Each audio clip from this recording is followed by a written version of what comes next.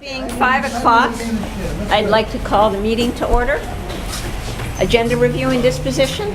All set, Madam Chair. We will need the non-public session for nominations, personnel.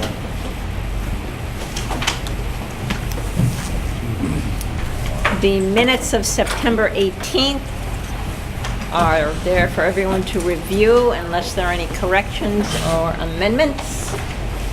They stand approved as written. Privilege of the floor. Yes, Madam Chair.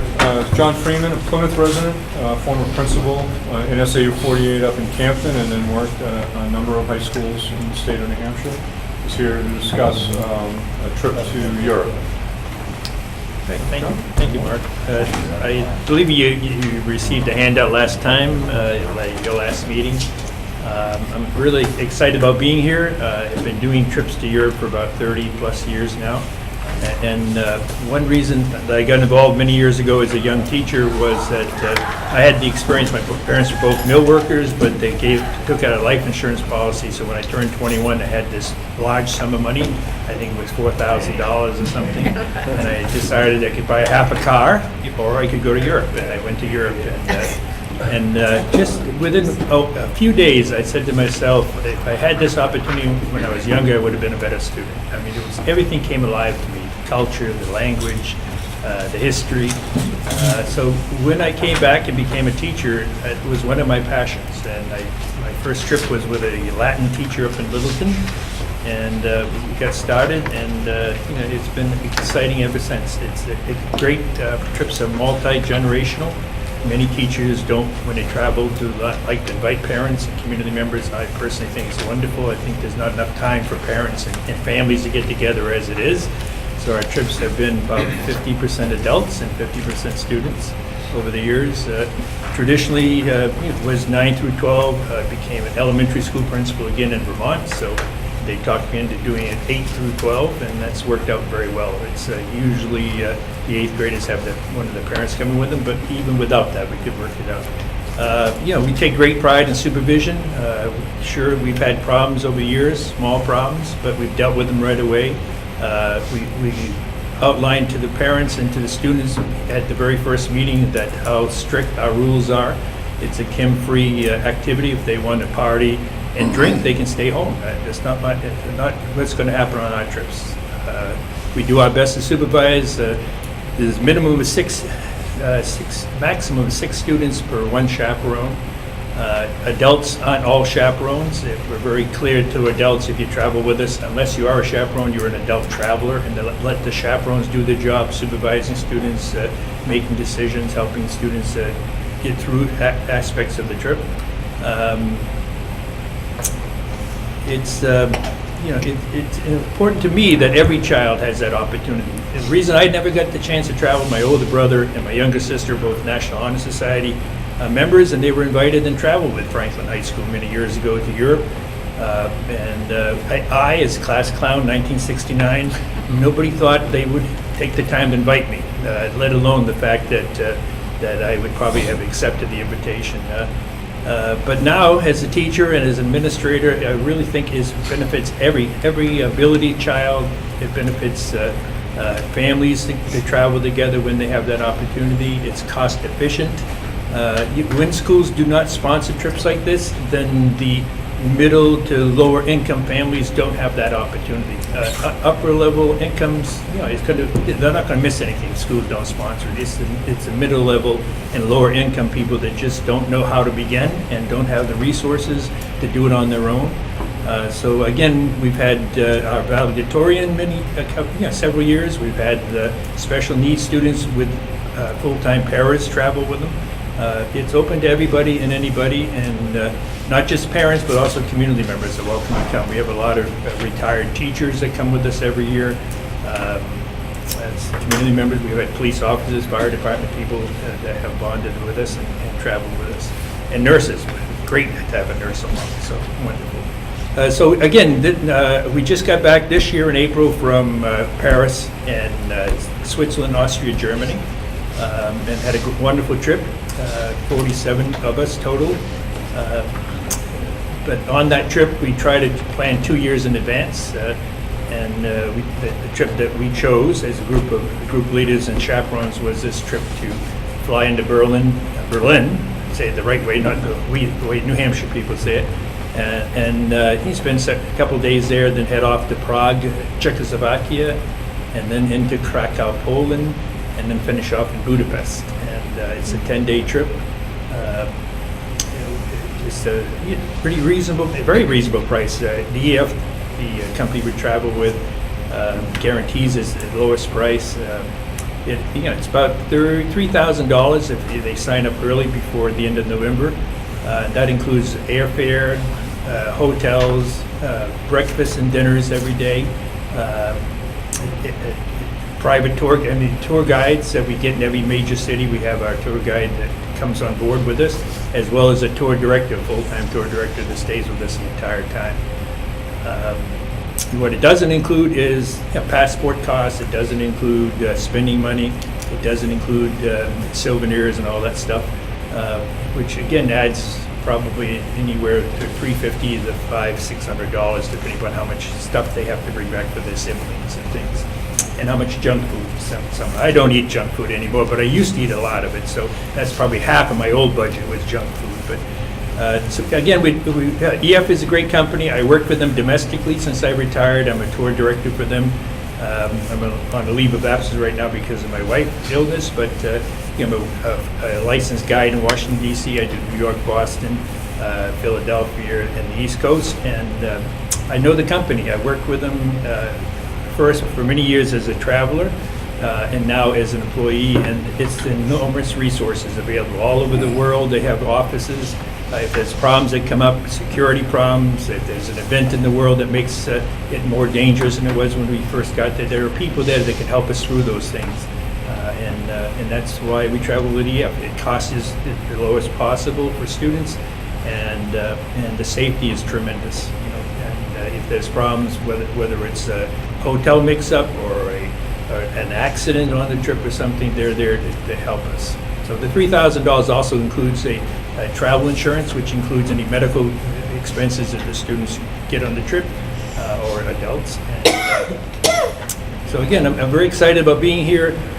I plan on offering the trip to Plymouth Regional area, Lakes Region students that would like to come with us as a guest.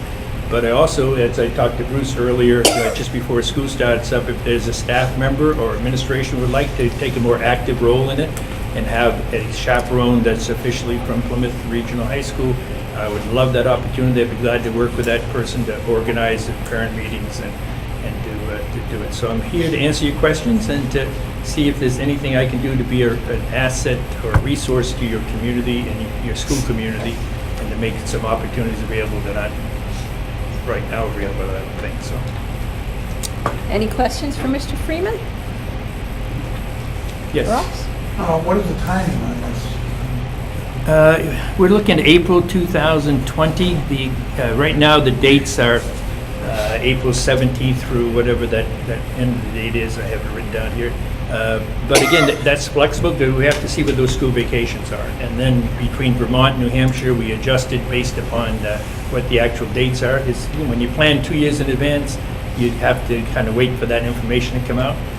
The other reason we do that far in advance is because we want every student to be able to start saving up for it, and not be, the EF company accepts money by the monthly payments. It also has other options for students too, and adults. So, but planning that far in ahead, it's very reasonable. I think in your handout, I think the price is per month if they sign up this month or now until the trip. How many school days are kids going to miss? Traditionally, most of the time, not more than 3. It's built around those April vacations.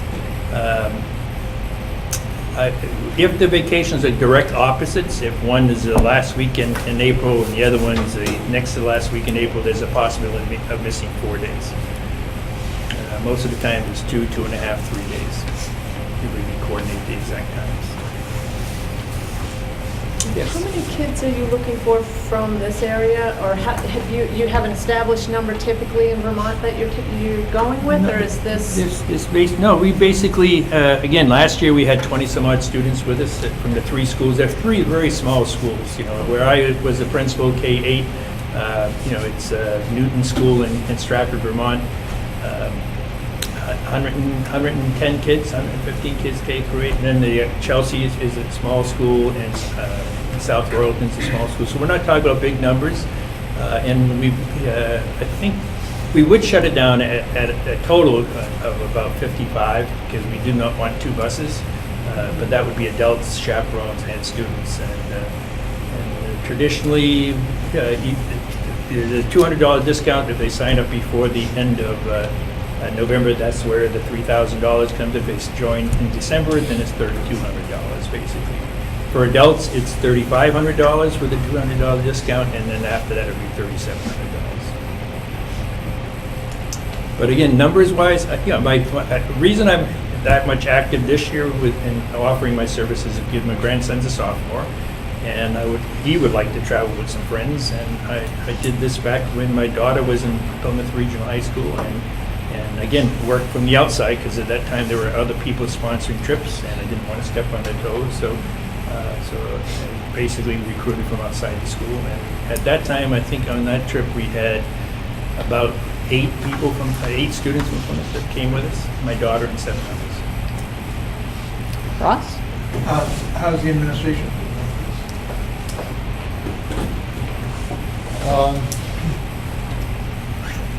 There's one big question is, if John is looking for an endorsement from the school, then that has a liability issue that we'll have your insurance carrier take a look at.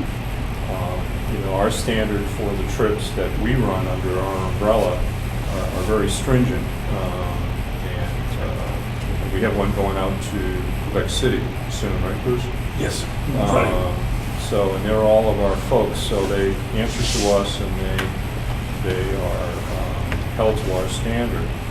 With a group like John's and all the schools, that's a little bit difficult, and it's a private company that has their own standards. So if it's an endorsed trip, it's one issue. If it's merely advertising within the school with the claim that we're not sponsoring the trip, that's completely different.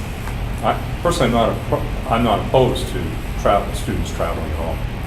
That's not an issue. The issue becomes only one of liability for the institution. There are 2 philosophies, one by teachers that they don't want the school endorsement, so they don't have to worry about student behavior or the administration cracking down. I would hate that. We expect school rules to be on our trip. We expect consequences if school rules aren't followed, and behavior and respect and all that stuff. And again, I would love to have school endorsements, but again, we have 3 other schools already endorsing this trip, and we would take some guests on board. But my preference, I would love to have the school board consider endorsing it as a school-sponsored, Plymouth Regional High School-sponsored event. Again, I've worked with a lot of insurance companies, a lot of administrations, and it's a liability. There's no doubt about that. I guess there's 2 extremes in this. There are trips. My sister, many years ago at Franklin, had a new student teacher take her to Paris, just 7 days in Paris. She said, arrived in Paris, everybody's excited.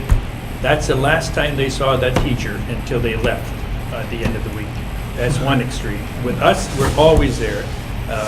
We might give them an hour or 2 to stay in a certain area, a secure area within the city as they grab lunch or something, but we're with them 24 hours a day. Chaperones do not drink. Other adults might have a beverage, but chaperones don't drink on the trip. One of us stays up to the 1, 2 in the morning every night to make sure there's nothing happening after hours and kids sneaking out of their rooms and that type of thing. We take great pride in that, and we've had minimum amount of problems over the years. I can think of one 5-day suspension I gave back in Laconia High School. When I got back, there was one of my favorite students who was telling the whole world on the bus and many other people that I was drunk every night, and had a wonderful time, and I didn't give a damn about kids, I just were there to party, and obviously that was completely opposite, and he ended up being suspended for 5 days. Because I'm not going to have that reputation and those stories being told about us. And by the way, that student after that suspension came back for 2 more trips with us and didn't do those things in the future. I'd like to see us take this under advisement and have some more work done by the administration as to whether we recommend we endorse it or not endorse it, all those kinds of issues before we vote on it. You've got to. Yeah, absolutely. I'm not trying to put any pressure on anybody, trust me. I'm offering my services. I'm more than willing to take some of your students on board as guests. And I'm only offering, if you want to take a more active role, I'll be glad to support that person or those people and be their resource so they can do this smoothly and effectively. The reason we travel with other schools we know, is because we want that consistency in behavior. When we have enough to have it a solo trip, these 3 schools will probably get at least 30 to 50 people on this trip. Then we know every chaperone, every group leader has the same expectations. When you combine trips with other schools you don't know, then it could be night and day, and it makes it hard. I remember one trip, trying to remember where it was, but we went to Germany, and this Hollywood, Florida got it added to our trip, maybe 10, 12 people, a husband and a wife, and it was terrible. They had terrible expectations. They let the kids run loose. They didn't supervise them at night, and every day we dealt with the ramifications from that the next day, whether the kids were sick on the bus. Our kids said, well, what's going on? And they did not, give into that type of behavior. They knew what their expectations were when they lived up to it. That's why we try to combine it so we have a solo trip, so we have our own trip rather than combining with schools we don't know. So. All right, well, let us do that. Thanks. If we could, take it under advisement. Thank you for coming in. My pleasure. Thank you for taking time to even consider it. I appreciate it. At the minimum, I wanted you to know that what the trip was about, and with or without your endorsement. And I think that you have a right to know that. If students start talking about the trip with this old retired has-been principal, then at least we know who he is. Thanks. Thank you. Thank you. Sure. So are we going to have a student joining us at some point? Sue. Okay. They had their elections freshmen, so they're putting the final touches on their elective officials. All right.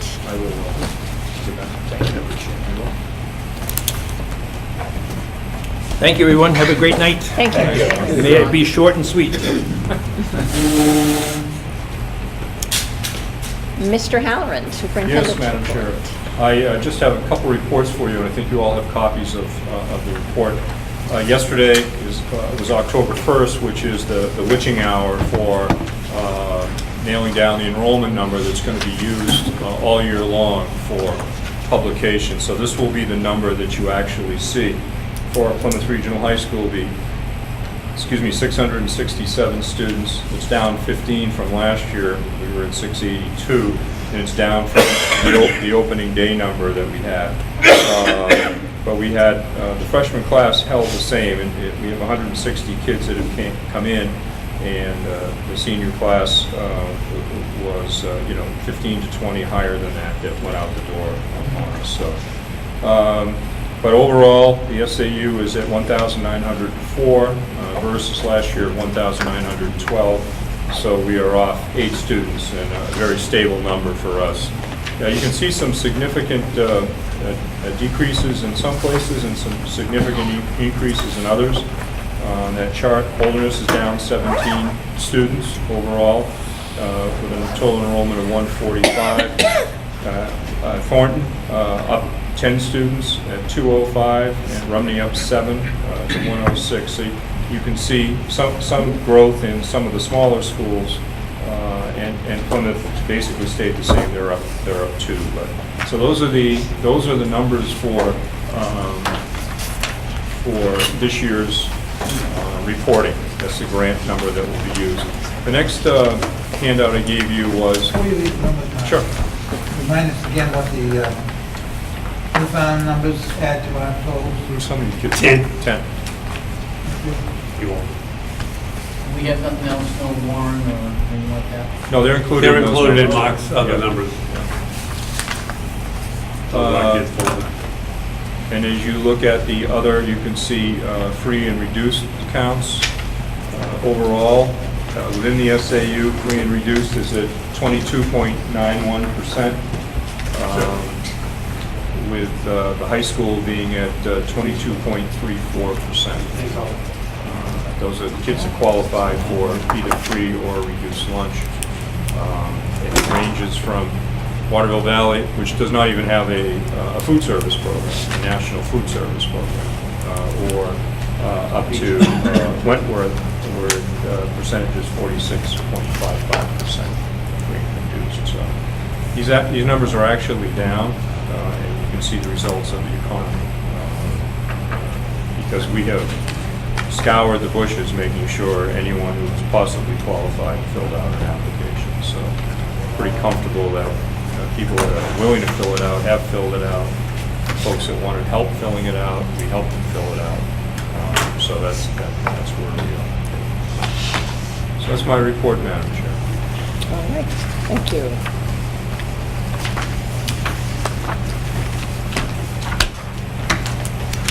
We'll wait a second on Bruce unless... Yeah, the principal does have a report.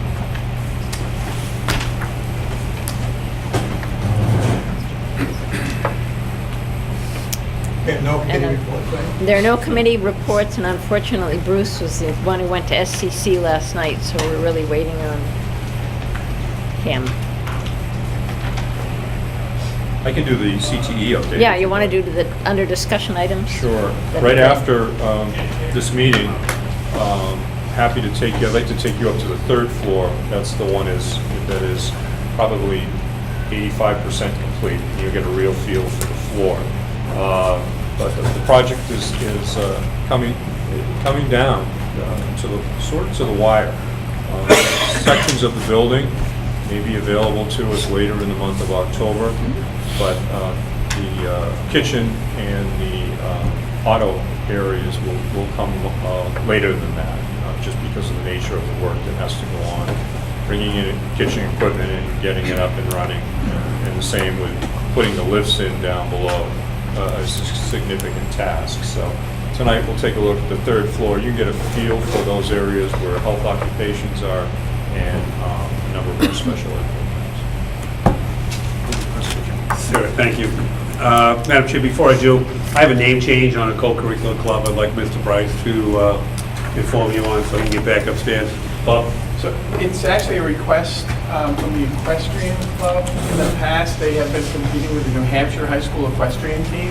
Unlike football that has to compete under the NHIAA, there are no, that you have to compete in this. And so they requested through me that they switch from the New Hampshire High School equestrian team to the United States Pony Club, which is just a different organization of who they compete with and how they do that. So I just wanted to bring that to the board's attention. It's not like when we first brought it forward, we ever asked for the board's approval to ask for the New Hampshire High School equestrian team. I just wanted to bring the board up to speed that we are switching from the New Hampshire High School equestrian team to the United States Pony Club. Is there anything that affects our insurance or anything like that? No, because both organizations have their own insurance liability, big policy liability coverages, so it would make no difference. The same organization. Are we named insured under that policy? I can look into that. I would look into this. I don't know what it was under the first one. There was nothing different, so I will look into that. Thanks. That doesn't require a vote, does it? It's just No. for our information. Okay, thank you. You want to do, well, thank you. I think we're all set then. Thanks, Paul.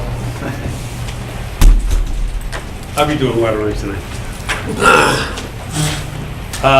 Thank you, Madam Chair. I have, project reports. They will close tomorrow for first quarter. Yeah, came upon us quick. We have open house tonight, mock schedule. Hopefully I get a full turnout. So I'll go up and welcome the people around 20 to 6, 12, quarter to 6. and then send them on their way throughout the building as they go through their son and daughter schedule for about 5 minutes. A meet and greet night for the community. They enjoy it. We start homecoming Friday. Can't wait. The bell's on. Late homecoming this year, which they wanted. A lot of new activities. I'm very excited. New advisors. But that'll take place on Friday, and the pep rally is next Friday. Big turnout there. They got a couple of new activities: tug of war, a hippo run, some other stuff. I guess I'm getting old in my old days, giving up some, letting them have some fun, I guess. Imagine. Yep. In fact, they even asked for a new MC, so, I'm thinking about that, but I don't know about that yet. There's only so much I'll give up. The dance is on Saturday night, homecoming dance. We do expect a big crowd. So it is an exciting time for the kids. NEAC, on top of all the building and the renovations that's happening. As Mark said, it is moving at a quick speed. When I take you up to that third floor tonight, I think you'll be quite impressed at what the renovations that have taken place. And we want it completely finished, so when we move the departments over, there won't be any fanfare there, so it should be a smooth transition. They're pretty comfortable right now in the rooms they're at. I know they're eager to get in there, but there is some final touches we need to take through as we move through. I've spoken to the NEAC people. I have a collaborative conference committee made up of 3 people. I know one of them is the principal of Merrimack High School, another one is the curriculum director at Laconia, and I haven't met the chair yet for that group. That's one of the new facets that come with this new NEAC, and they will be here the 23rd, 24th. They'll go through a preliminary report. They'll meet with a number of students, teachers, administrators, community members, and then they'll give me a recommendation, 2 or 3 recommendations when they go out the door. I'll take you through those recommendations as we move forward in the next 2 years to actually complete those recommendations and move forward. I need to commend the chairs of those standards, and obviously the 2 co-chairmen of the committee, Bob Price and Tanya Orlando, did a very nice job. Other than that, Madam Chair, I'm ready to go for tonight. All right, Unless there are questions. thank you. No committee reports. The next meeting is in 2 weeks, October 16th. SCC Bruce, did you? Yes, they did meet, and on behalf of Barbara, she was unable to attend, and I did not give them a report from the school board they were looking for. I didn't feel that was my place, so they were most comfortable. Barbara had given them a description anyway, but they'll wait for Barbara's report. It wasn't fully attended as in the past, but they eagerly jumped into their topic, and they pretty much agreed that they would look at the research first, which we strongly encouraged at that meeting. So the group is going to the next meeting, Barbara. They're going to come back, and they're all individually going to look at, rather than go after why, they're going to look at the research and move forward as they go on through there. And this was for opening later. This was for opening later. I did lay out some parameters of what they would be up against, but I think the committee agreed to start, let's look at the research. And what does the research show? So they're going to do their due diligence on that portion first as they move forward. Good. All right. Thank you, Mr. Parsons. You're welcome. So I guess restrooms? Yes, I'd like to have a conversation with the board. As you know, in the CTE Center, all of our restrooms are single stall, privacy, gender neutral facilities. And quite frankly, as time goes on, there is privacy now has become more important than perhaps it was in my day. Facilities have changed, and times have changed. And so what I'd like to recommend to the board is that Bruce, John Francis, and I work within the regular budget that we have for updating the building, upkeep of the building, and begin the process of retrofitting existing restroom facilities into gender-neutral facilities that would allow anybody to use any facility they want, rather than searching around for a men's room or a ladies' room. I think that it's a fair thing to do, a smart thing to do, and quite frankly, a comfortable thing to do. Many high schools throughout the country have done this, and there are a number of kits that John and I have begun looking at in terms of what would it look like in a facility, and also conversations about the ability to lock the door and things like that. So I'd like to put that out to you so that we begin a conversation of beginning the process of retrofitting all of our facilities.